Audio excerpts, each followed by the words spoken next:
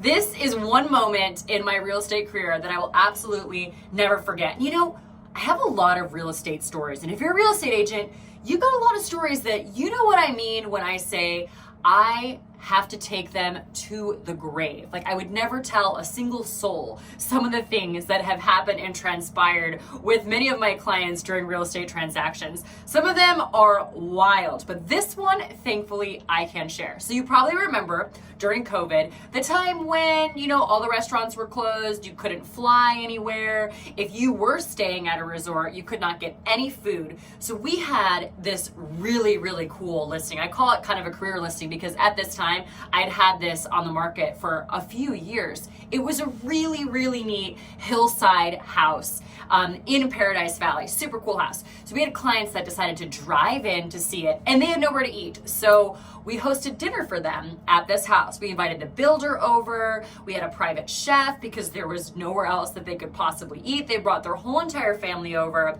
We made food for them in the house.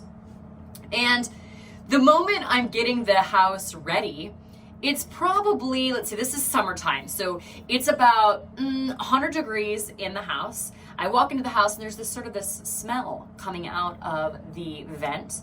And it turns out that a little rodent died in the ductwork. Super unfortunate while I'm hosting this dinner party. Now, this is just one thing that happened. So I've got all kinds of fans going, windows open, doors open, trying to cool the property down and also burn like incense so that way this terrible smell can go away. Because remember, I need to sell this house. So finally, I kind of get it aired out just a little bit. We explain kind of what happened, and then everybody's sitting down for dinner. The dinner is just going great. The view is absolutely spectacular. The sunset is gorgeous. The food is good. And just around the time that the buyers are getting ready to leave, my builder kind of goes outside and he comes back in and he says to me, "Hey, Amanda, there's 2 snakes out on the walkway that are mating." I'm like, okay.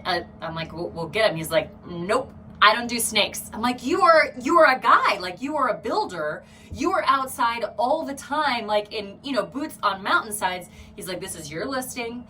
They're your snakes. You get them, you figure out what to do." So I go outside and it's this beautiful walkway, these steps with these waterfalls that kind of go down either way. And so I'm walking down the pathway and there right in the center are 2 king snakes, full on mating. I mean, you cannot miss them. And if you're from Arizona, you know that snakes are kind of, you know, more or less kind of common. Occasionally we might see one. This was definitely an anomaly moment, but there is no way in heck that I can have these buyers coming out of the house that they are really highly considering thinking about buying and walk on to these 2 snakes. So I look out I look behind me, I look through the front pivot door and I see them coming. I'm like, what am I gonna do about these snakes? I have nothing in my hands except for, I'll use this, except for a brochure. So I have our property brochure that I'm ready to kind of give them on the way out.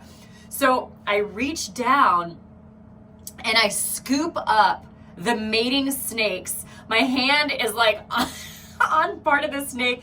The brochure is holding the other part of it, and I take them and I flick them like into the water fountain, and they land just on the side in a little like contorted little pile. Just then the buyers open up the door, they walk down the steps, and they go in to their car, and they of course did not see the snakes on the side. And I will never forget that moment. And the snakes ended up being a good omen after all, because they did buy that house. These are some of the things that people don't tell you that you might have to do in your real estate career. And I'm so glad that I can share this story. It's one of my favorites.